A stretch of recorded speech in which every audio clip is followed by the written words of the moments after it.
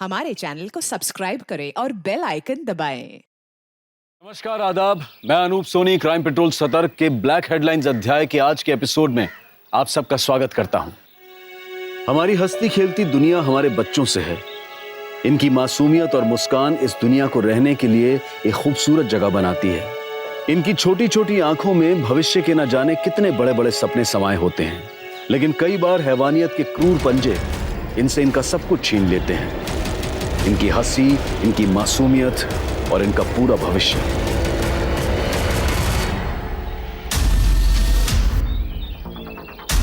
श्रुति!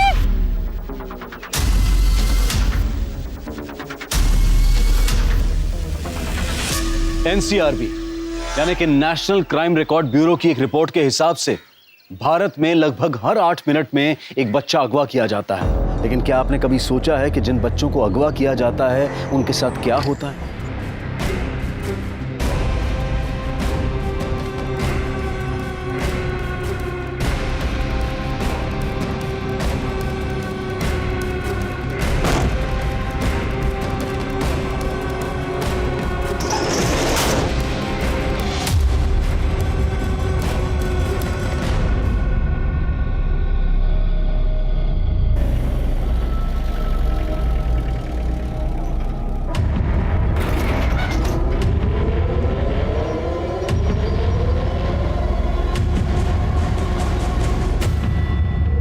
निकल जा।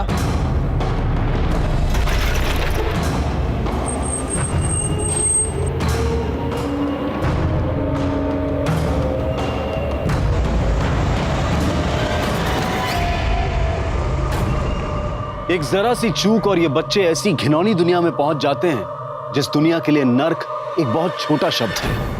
अगवा होने के बाद ये बच्चे ह्यूमन ट्रैफिकिंग की एक ऐसी अंधेरी दुनिया में कदम रखते हैं जहां से वापस आना इनके लिए नामुमकिन हो जाता है।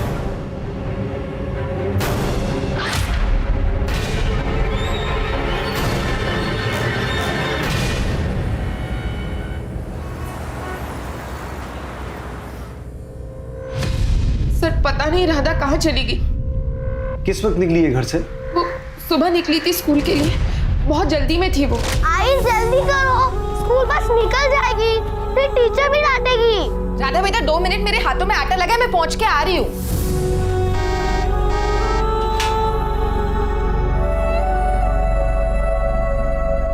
राधा, राधा। मैं दौड़ते दौड़ते बस स्टॉप पहुंची, लेकिन वहां राधा भी नहीं थी और बस भी जा चुकी थी। तो मुझे लगा राधा स्कूल चली गई बस पे, लेकिन जब वो शाम तक घर वापस नहीं लौटी तो मैंने स्कूल फोन करके पता किया, तो उन्होंने बताया कि राधा आज स्कूल आई ही नहीं। ऐसा कैसे हो सकता है सर? 9 साल की बच्ची है, ऐसे अकेले अपनी मर्जी से कहीं नहीं जा सकती वो। अपने किसी फ्रेंड के यहाँ तो नहीं गई? नहीं सर, राधा बहुत समझदार लड़की है और मैंने उसके सारे फ्रेंड्स के घर पे चेक कर लिया सर, लेकिन वो कहीं भी नहीं है सर। आपको रैंसम का कोई कॉल आया? नहीं सर। प्रताप, राधा की फोटो हर जगह सर्कुलेट करवाओ और एक बार हॉस्पिटल चेक करो, कहीं बच्ची का कोई एक्सीडेंट तो नहीं हुआ है। इनकी सोसाइटी के बाहर रोड पर अगर कोई सीसीटीवी है तो उसकी फुटेज चेक करो। राधा के स्कूल में भी बात करो और उस स्कूल बस का जो ड्राइवर है उसे बुलाओ एक बार। सर। हमारी राधा मिल तो जाएगी ना? मिल जाएगी। अरे विंध्या जी, मेरी बेटी का कुछ पता चला? काकी, कितनी बार बताया आपको? आपकी बेटी की कुछ खबर मिलते हम आपको खबर कर देंगे। आपको बार बार आने की जरूरत नहीं है। अब आप जाओ।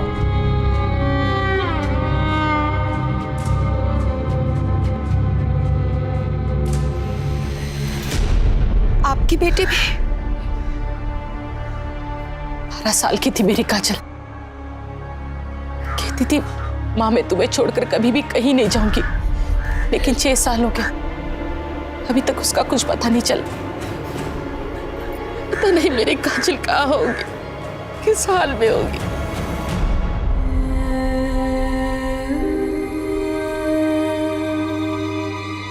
आजान। हाँ, आई।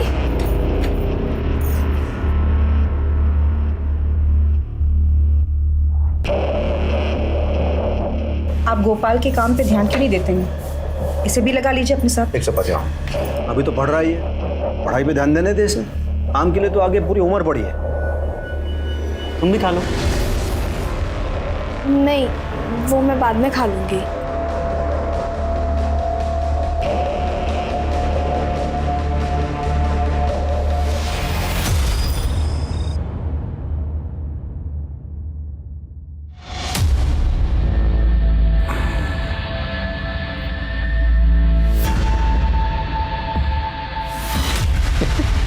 क्या हुआ? अच्छा नहीं लगा क्या? नहीं, बहुत अच्छा है। बहुत अच्छा है ना? और तो हंस के बोलो, उदास क्यों हो? बोलो, हंसो हंसो। और थोड़ा सा बस करो, और थोड़ा सा। Very good very good. आजा आजा आजा। नहीं, इतनी जल्दी बिस्तर पे नहीं, अभी आया। शर्म नहीं आती तुम्हें? घर में जवान लड़का है, क्या चिल्लम चिल्ली मचा रखी है? यही सब करना था तो फिर कोठे पे चले जाते। बाबा, आवाज बंद। समझे?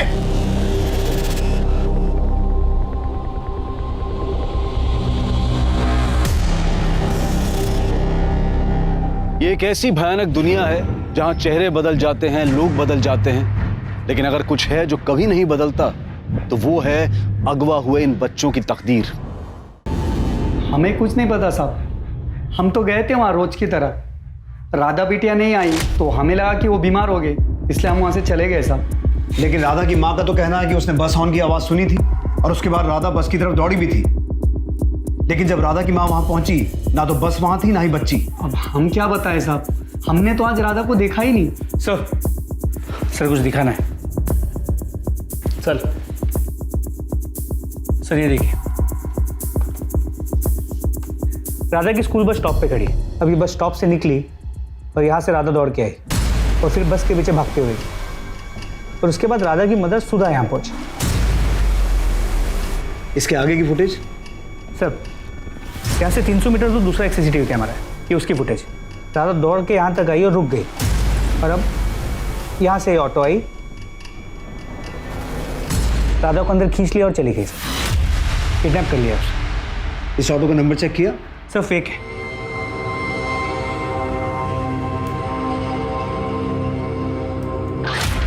ये स्टिकर देख रहे हो?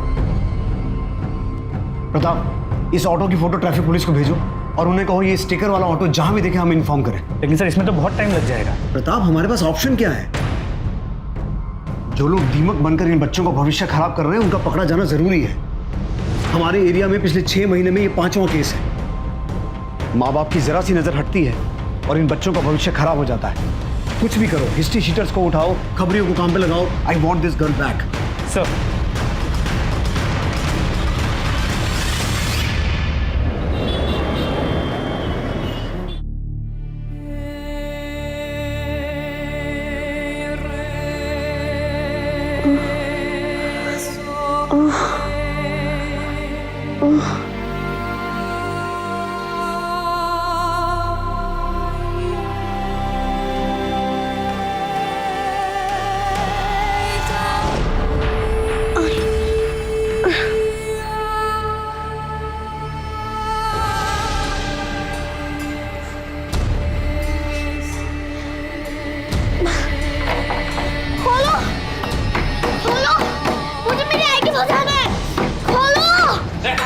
क्या नाटक है? अंकल मुझे मेरी आई के पास जाना है। आई के पास जाना है? चुपचाप बैठ।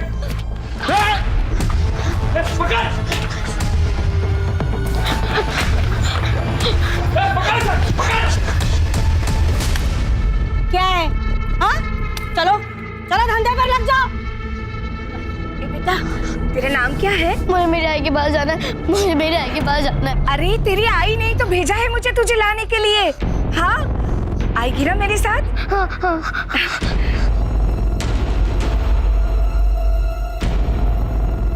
पूरे 2 लाख का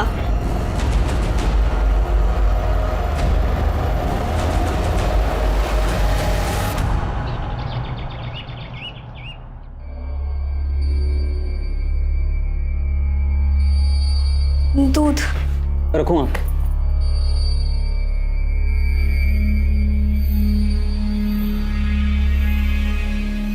शर्म नहीं आती ना तुझे? इसके बाप के साथ तू सोती है ना, एक ही बिस्तर में पति पत्नी का खेल खेलते हो ना तुम दोनों, तो उस नाते ये कौन लगा तुम्हारा? हाँ? भूख खत्म ही नहीं हो रही ना? जब आप इस धंधे में जहाँ से आई है तो आई क्या कर रही? आई छोड़ उसे, मत कर। दीदी दीदी सुनो तो। दीदी? किसकी दीदी? तू तो सौंप भी नहीं है मेरी, धंधे वाली है तू। तुझे तो इसलिए लाया है क्योंकि उसका दिल नहीं भरता मारा पीटी के बगैर। मैंने भी बहुत जूते खाए हैं। तेरे जैसे सड़क के कचरे को मेरे सिर पे बिठाकर बहुत चोट पहुंचाई है मेरी आत्मा को उसने। सड़क का कीड़ा है तू, कचरा। चल कचरा है, निकल यहाँ से। तू निकल, आई तो निकल अभी। निकल। कितनी बार मैंने तेरे को मना किया है, ये घर में चिक नहीं चाहिए मुझे। समझ में नहीं आता क्या? आपको समझ में आता है?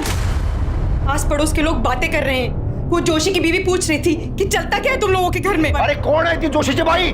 उसको अगर इतनी चिंता हो रही है ना, जाके पूछ उसे। आएगी क्या मेरे बिस्तर में? वो पूछ। चाहे कुछ भी हो जाए, ये इस घर में नहीं रहेगी, वरना मैं अपनी जान दे दूंगी। और दोबारा तूने इस पे हाथ उठाया ना, तो मैं तेरी जान ले लूंगा। तू आज जा रूम में दे।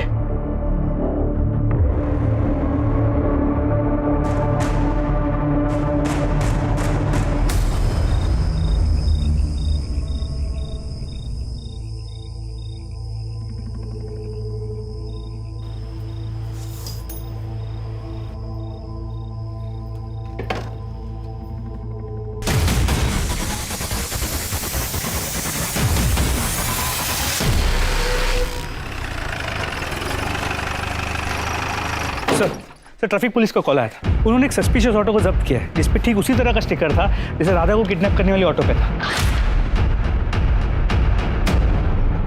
ये बच्ची कहाँ है?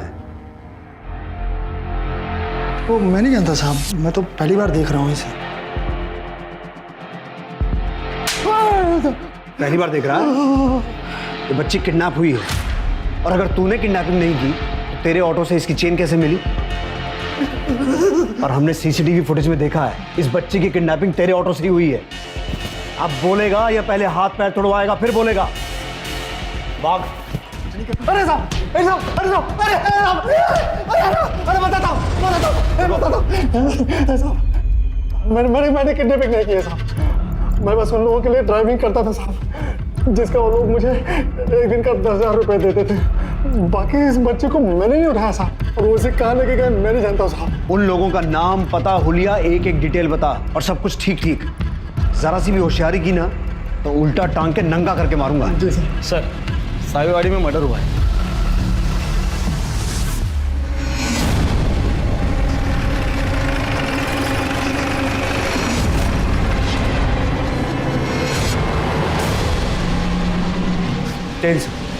सर ये स्टैबिंग का केस। Multiple stabbing.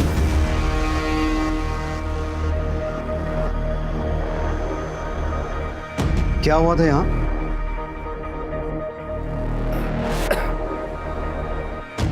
वो हमारी मेड है काजल, वही मार के चली गई है। ये कौन है? मेरा बेटा है ये, गोपाल।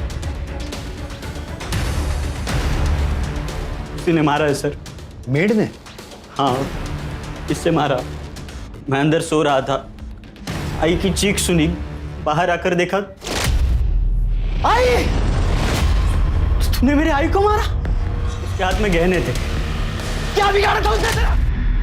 जो गहने काजल अपने साथ ले गई है उसकी फोटो है आपके पास? हाँ है। प्रताप, इनसे फोटो लो और सभी ज्वेलर्स में सर्कुलेट करवाओ। और ये जो काजल है उसका एड्रेस है आपके पास? कहाँ रहती हो? पता नहीं। पता नहीं? आपको अपनी मेड का घर या उसके गांव के बारे में कुछ पता नहीं? आपने उससे कोई पेपर्स नहीं लिए? सर मेरी पत्नी को गठिया था, खूब त्रास होता था दिला, और 6 महीना पहले यही काजल काम मांगती हुई हमारे पास आई थी, और हमें भी काम वाले की जरूरत थी तो हमने उसे रख लिया। तब से यही घर में थी हमारे साथ वो। प्रताप, आसपास पूछताछ करो, शायद काजल ने किसी के साथ कोई बात की हो, और अगर कोई सीसीटीवी है तो उसकी फुटेज निकलवाओ। काजल की कोई फोटो है या वो भी? है सर।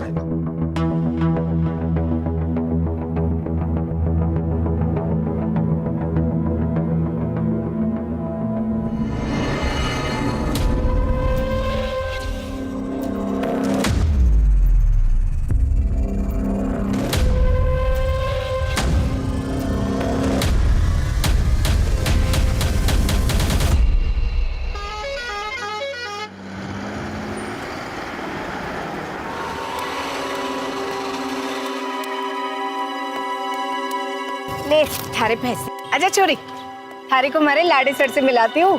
जग्गी नाम है हमारे बेटे का, देखेगी तो प्यार हो जाएगा। जग्गी भैया?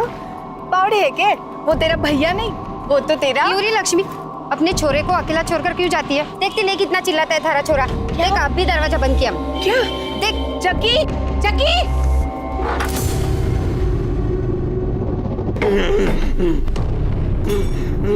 जग्गी, जग्गी नहीं, जग्गी लग जाएगी। जग्गी शांत हो जा बेटा, जग्गी लग जाएगी। जग्गी देख, जग्गी, जग्गी, जग्गी, जग्गी, जग्गी शांत हो जा बेटा, बेटा बेटा बेटा शांत हो जा। मुझे चुटकी कहाँ गई? अरे अम्मा ना तेरे लिए उपहार लेने गई थी। हाँ देख, तारे लिए तारी पत्नी लाई है, तारी बींदनी। देख हाँ कैसी लगी? फूट रही है ना? मुझे आई के पास जाना है। चुप कर तू। नहीं, मुझे आई के पास जाना है। चुप। नहीं, तू कहीं नहीं जाएगी, यही रहेगी हमारे पास। मुझे आई के पास जाना है। मुझे आई के पास जाना है। हाँ हाँ तेरे पास ही रहेगी। हाँ तेरे पास ही रह जाएगी। हाँ खेल जाए। खबरदार अगर एक भी बार आई किया ना तो अब यही तेरा घर है और यही तुझे रहना है, समझी? मेरा लाडी सर लगा तो नहीं ना? हाँ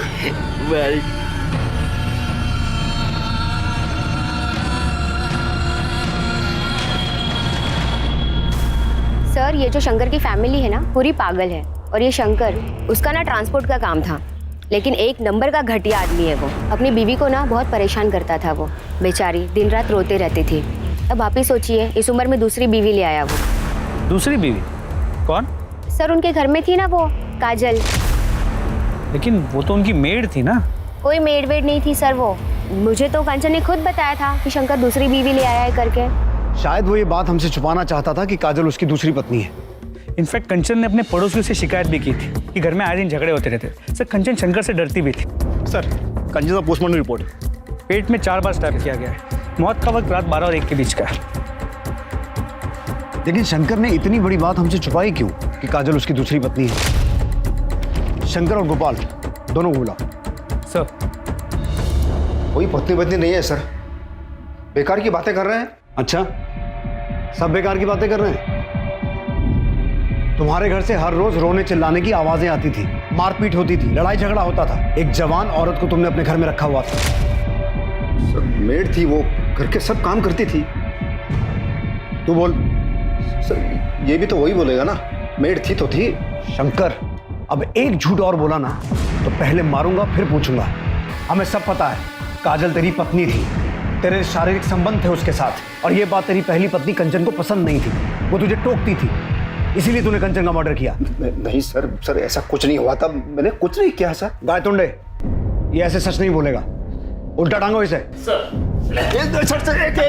एक मिनट सर कुछ सच बताता हूँ मैं। रुको सर, मैं ट्रांसपोर्ट का बिजनेस करता हूँ और काम के सिलसिले में मुझे बहुत दूर दूर तक जाना पड़ता है। कभी बहुत थक जाता हूँ तो फिर थोड़ा सा रिलैक्स होने के लिए सर मैं वहाँ भी चला जाता हूँ। वहाँ कहाँ? धंधे वाली के पास।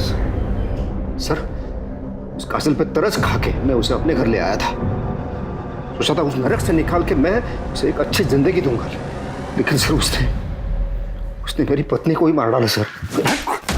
काजल को कहाँ से खरीदा? सर वो हरियाणा से, हाईवे पे एक रेड लाइट एरिया है, वहां से। कितना पैसा दिया? 3 लाख रुपए। ट्रैफिकिंग का चार्ज लगाओ इस पर। हो सकता है ये काजल मर्डर करके हरियाणा भागी हो या फिर अपने घर जाने की कोशिश कर रही हो। प्रताप, हमें यह पता लगाना होगा कि काजल आई कहां से थी, और ये बात हमें उस ब्रॉथल से पता चल सकती है जहां से शंकर ने उसे खरीदा था। अच्छा हुआ आप आ गई, वरना काजल के बिना तो ये घर काटने को दौड़ता है। काजल के पिता? काजल बहुत छोटी थी तब उसके पापा की एक्सीडेंट में मौत हो गई। काजल ही तो थी मेरे पास। अब इस आस में जी रही हूँ कि कब काजल वापस आ जाए। हम दोनों का दर्द एक ही है, इसलिए सोचा आपसे बात करूंगी तो दिल थोड़ा हल्का हो जाएगा। पुलिस का तो कुछ समझ ही नहीं आ रहा है। भरोसा रखिए, सब ठीक हो जाएगा। भगवान सब ठीक करेगी।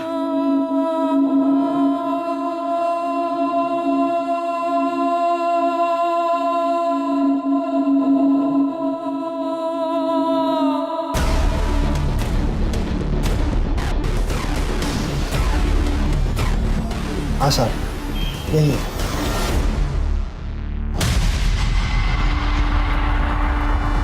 सर, जिन किडनैपर्स के नंबर्स इसने दिए थे वो फेक आईडी पे लिए गए थे और किडनैपिंग के बाद से स्विच्ड ऑफ है। फिर भी उन नंबर्स को सर्विलेंस पे डालो, क्योंकि ट्रैफिकिंग का मामला है, हम कोई भी लूज एंड नहीं छोड़ सकते हैं। और ये उन किडनैपर्स के स्केच, ये स्केच हर जगह सर्कुलेट करवाओ। सर,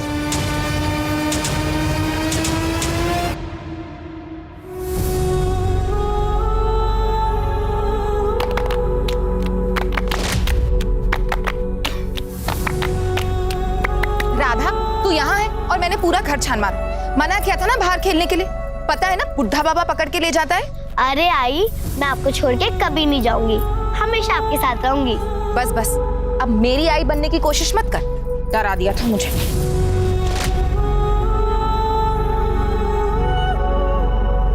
चल चोर सिपाही खेलते। नहीं, मुझे नहीं खेलना। अरे चलना। नहीं, मुझे नहीं खेलना। माँ तुझे मेरे साथ खेलने के लिए लाई है, चलना खेलते। अरे चलना चलना। नहीं। माँ माँ माँ ना माँ माँ। क्या हुआ? ये राधा।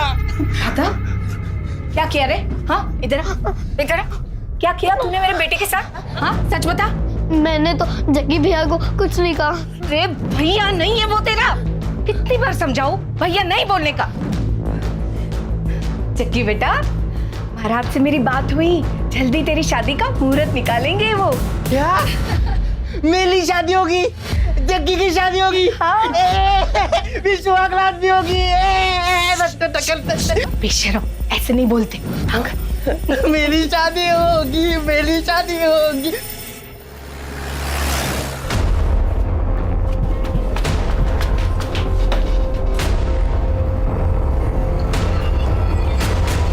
सर, इसी एरिया से मैंने उसको खरीदा था। प्रताप, पूरी टीम को ऊपर बुलाओ।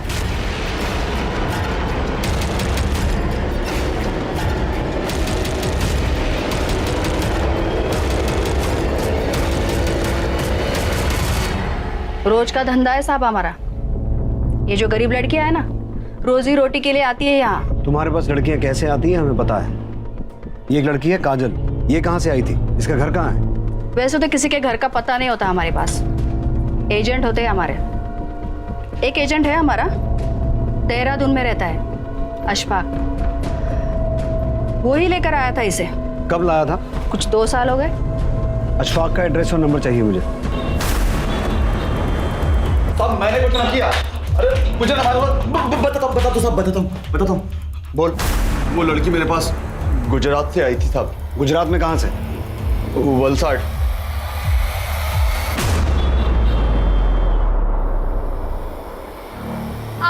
अरे माँ भी ना थारे को क्या धूप में छोड़ देती थी? हाँ, ज्यादा धूप में घूमने से ना रंग सांवला हो जावे है। हाँ। दर्द हो रहा है। चुप कर, उपटन है। क्या होगा तेरा, तो थोड़ा तो रंग निखरना चाहिए ना।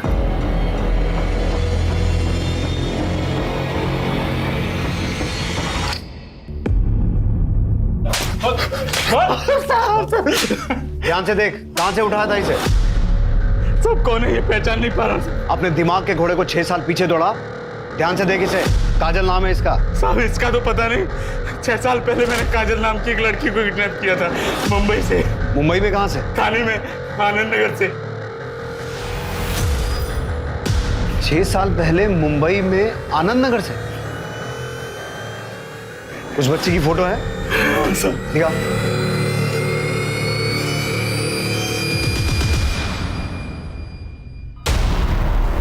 प्रताप, काजल की मां आनंद नगर में रहती है और काजल पिछले 6 महीने से मानपाड़ा में शंकर के घर पे थी। तो उसने अपनी मां से मिलने की कोशिश क्यों नहीं की? तो चांसेस है कि वो अपना घर भूल गई। हो तो सकता है प्रताप, पर मुझे इस बात पे डाउट है, क्योंकि जब काजल किडनैप हुई थी वो 12 साल की थी और 12 साल का बच्चा इतना छोटा नहीं होता कि वो भूल जाए। तो फिर ये हो सकता है कि पिछले कुछ सालों में उसने इतना कुछ देखा है, उसे लगा हो कि क्योंकि वो अभी प्रोस्टिट्यूशन में थी, अपनी पुरानी जिंदगी में नहीं जा सकती। हो सकता है।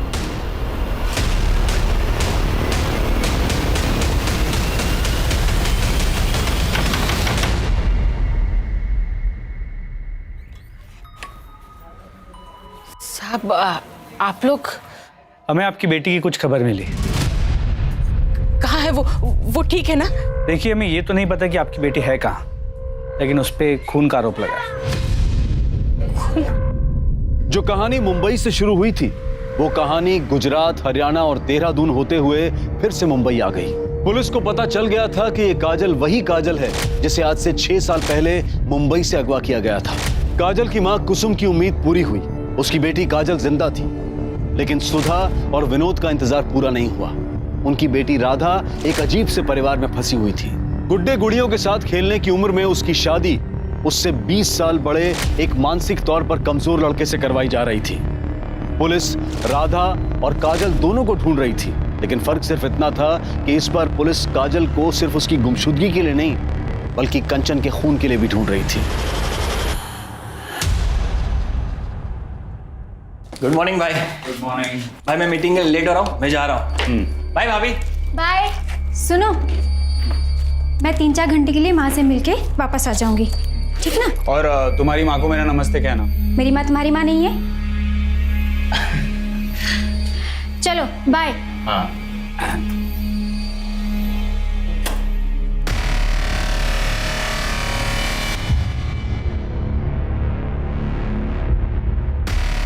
हेलो अनिकेत जी, कैसे हैं आप? हाय, सुनना, एक अच्छी सी लड़की भेज देना, मैं 2-3 घंटे के लिए फ्री हूँ। मैंने पहले ही कहा था, यहाँ एडवांस बुकिंग होता है। क्यों अचानक से आप मांगोगे तो कहाँ से देंगे? पर कोई भी भेज दे यार, चलेगा, मैं डबल देने के लिए तैयार हूँ, ठीक है? ठीक है, मैं देखती हूँ आपके लिए क्या कर सकती हूँ।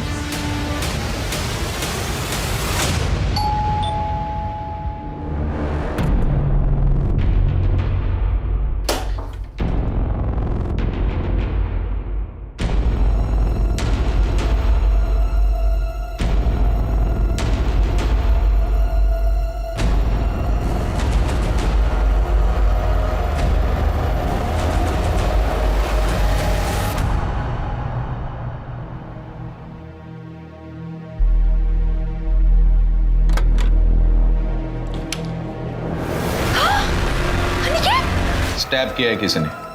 कैसे हुआ ये सब? सर मुझे नहीं पता, मैं तो अपनी मम्मी के घर गई हुई थी, उनकी तबीयत अक्सर खराब रहती है, आई तो देखा। अनिकेत का छोटा भाई हूँ। आप भी यहीं रहते? आप भी बाहर थे क्या? जी, मुझे भाभी ने फोन करके बुलाया। किसी से कोई दुश्मनी? किसी के साथ झगड़ा भी नहीं था उनका, फिर भी भैया। कौन कौन आया था यहाँ? पता नहीं साहब, मैं टॉयलेट गया था। यहाँ की सीसीटीवी फुटेज कलेक्ट कर लो। सर।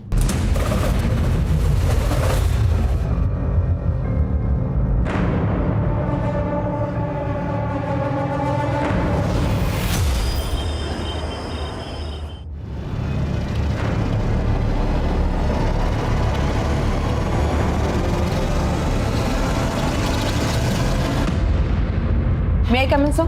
यस। सर, अनिकेत की पोस्टमार्टम रिपोर्ट। अनिकेत की बॉडी पे एक ही स्टैब है। सर, दोपहर 12 से 2 के बीच में उसका खून हुआ था। सर, उसकी बिल्डिंग का सीसीटीवी फुटेज। सर, ये देखिए।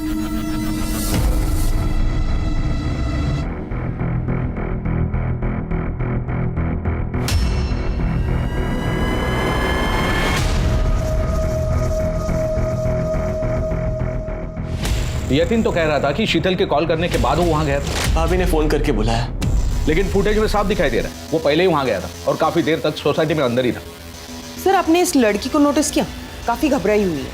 कार से आई थी वो, फुटेज में दिखाई दे रहा है। एक काम करो, कार के बारे में पता करो, किसके नाम पर रजिस्टर है। और हाँ, यतीन और शीतल दोनों को उठा के लाओ।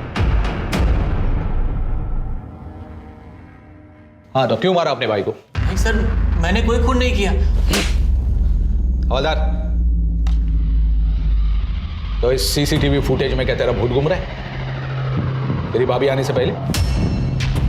जी सर, मैं आया था, मैंने दरवाज़ा खोलने की बहुत कोशिश की पर दरवाज़ा अंदर से बंद था।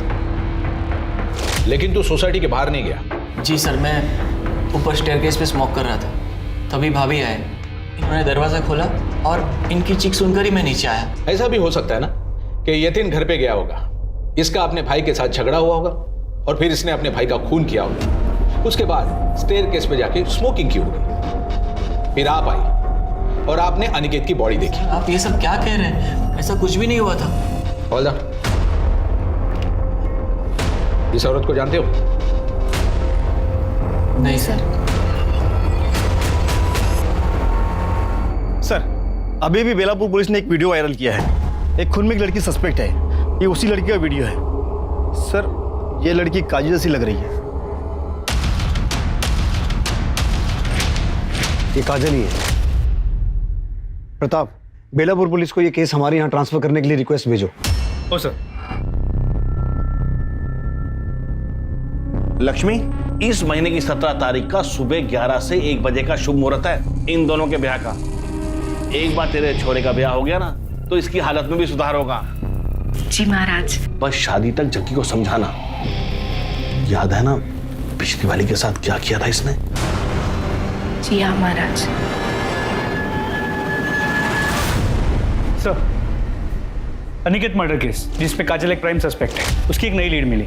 सर, ये अनिकेत के भाई यतिन और बीवी शीतल के कॉल रिकॉर्ड्स और मोबाइल लोकेशन रिकॉर्ड्स। सर, शीतल अपने माँ के घर नहीं गई थी और यतिन भी किसी बिजनेस मीटिंग में नहीं था। इनफैक्ट ये दोनों साथ में थे। 2 घंटे तक इनकी मोबाइल की लोकेशन सेम है और उसके बाद दोनों की मोबाइल की लोकेशन एक साथ अनिकेत के घर की तरफ मूव करती है। 2 घंटे तक दोनों साथ में थे और झूठ पे झूठ बोले जा रहे हैं।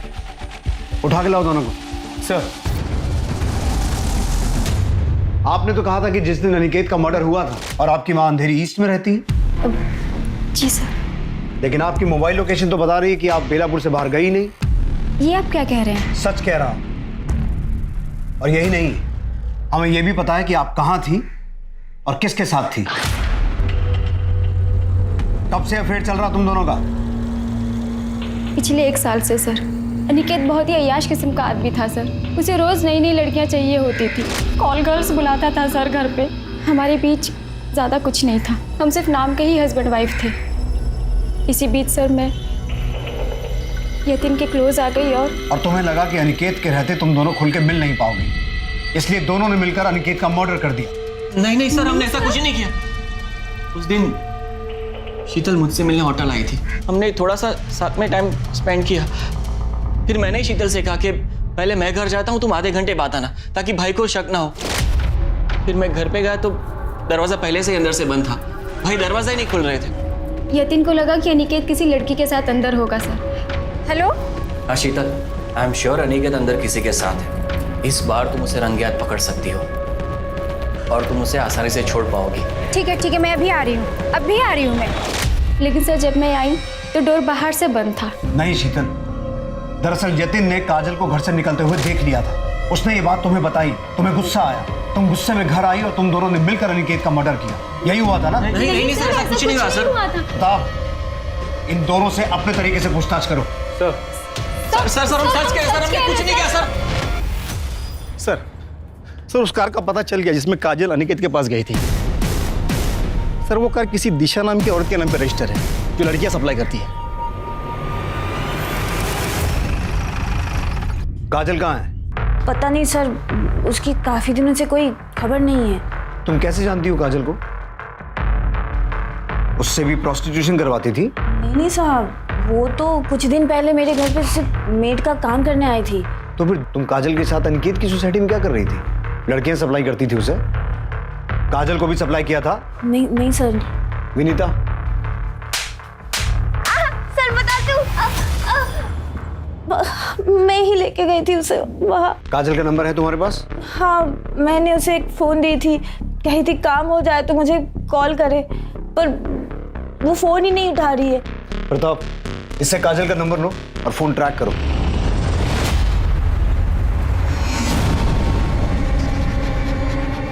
रुक, ए लड़की दुपट्टा नीचे कर। ए लड़की दुपट्टा नीचे कर।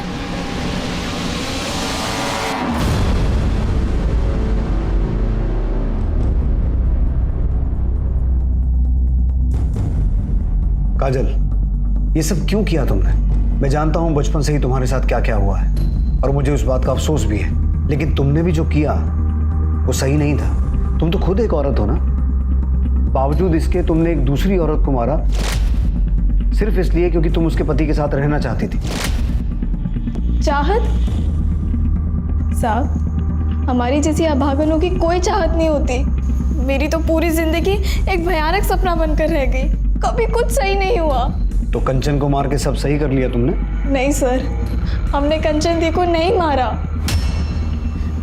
तो फिर किसने मारा? शर्म नहीं आती तुझे? बाप की तरह लड़कीबाजी करेगा तू? लड़कीबाजी करेगा?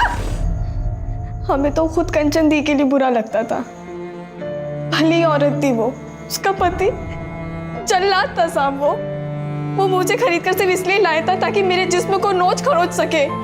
उस मार कर बलात्कार करता था साहब। तो अब तुम कहोगी कि तुमने अनिकेत को भी नहीं मारा? हाँ, मैंने अनिकेत को मारा था। छोटी सी थी मैं साहब, सिर्फ 12 साल की। जब मुझे मेरे घर से उठाकर बेच दिया था, तब से लगा मेरे पास जीने के लिए कोई वजह नहीं है। काजल, मुझे पूरी हमदर्दी है तुमसे और मैं कोशिश करूंगा कि तुम्हारे केस को पूरी संजीदगी के साथ डील किया जाए। पुलिस ने गोपाल को हिरासत में लिया और तलाशी में उसके पास से वो जेवर भी बरामद हुए जिसकी चोरी का आरोप गोपाल ने काजल पर लगाया था।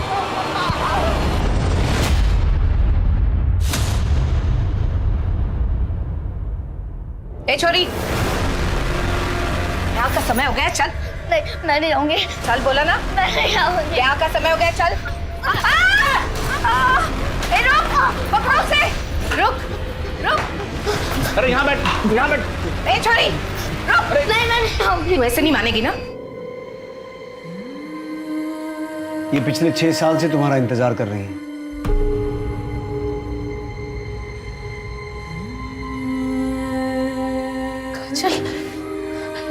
काजल बेटा, तू कितनी बड़ी हो गई है, तू ठीक है ना?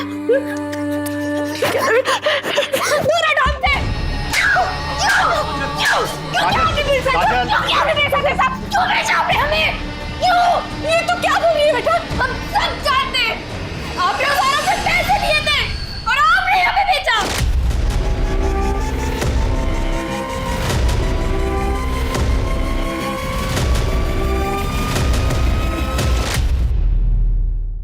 आपको शर्म नहीं आई? अपनी बेटी को बेच दिया। क्या करती साहब, गरीब हूं या खुद का पेट नहीं भर सकती, इसके लिए मैं सब कुछ कैसे कर पाते? तो बेटी को बेच दिया?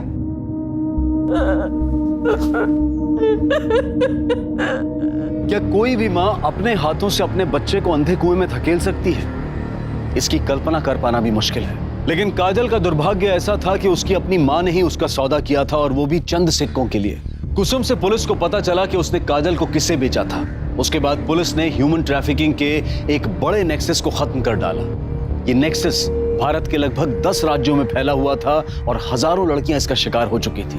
पुलिस ने अलग अलग स्टेट्स की पुलिस की मदद लेकर कई जगह पर छापा मारा और बहुत सारे मासूमों को इस दलदल से निकाला और इसी घटनाक्रम में उन्हें वो जानकारी मिली जिसका वो इंतजार कर रहे थे। आप दूल्हा दुल्हन वरमाला के लिए खड़े हो जाइए। अरे वाह, चलो। शादी। अरे वाह।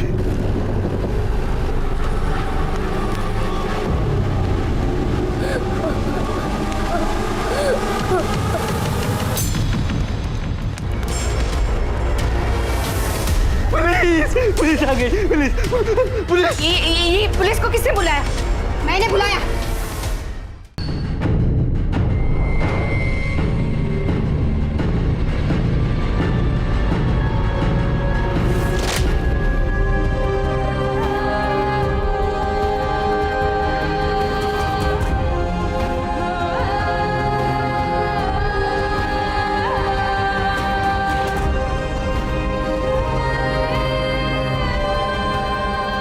ये कहना गलत होगा कि राधा की किस्मत अच्छी थी कि पुलिस ने उसे बचा लिया।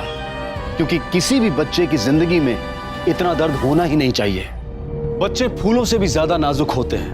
उन्हें संभाल कर रखना, उन्हें एक अच्छा वातावरण देना ना सिर्फ उनके माता पिता और घर वालों की जिम्मेदारी है, बल्कि पूरे समाज की और हम सब की जिम्मेदारी है। क्योंकि चाइल्ड और ह्यूमन ट्रैफिकिंग वो आग है जिसे अगर वक्त रहते बुझाया नहीं गया तो इसकी लपटें किसी भी वक्त हमारे घर तक भी पहुंच सकती हैं। अब मैं अनूप सोनी आपसे विदा लेता हूं। फिर मुलाकात होगी क्राइम पेट्रोल सतर्क के ब्लैक हेडलाइंस अध्याय में एक और नए केस के साथ। और याद रखें, क्राइम और आपके बीच में सिर्फ इतना फर्क है कि आप कितने सतर्क हैं। सतर्क रहें, सुरक्षित रहें। जय Hind. For more updates, subscribe to our channel, click the show links and enjoy watching the videos.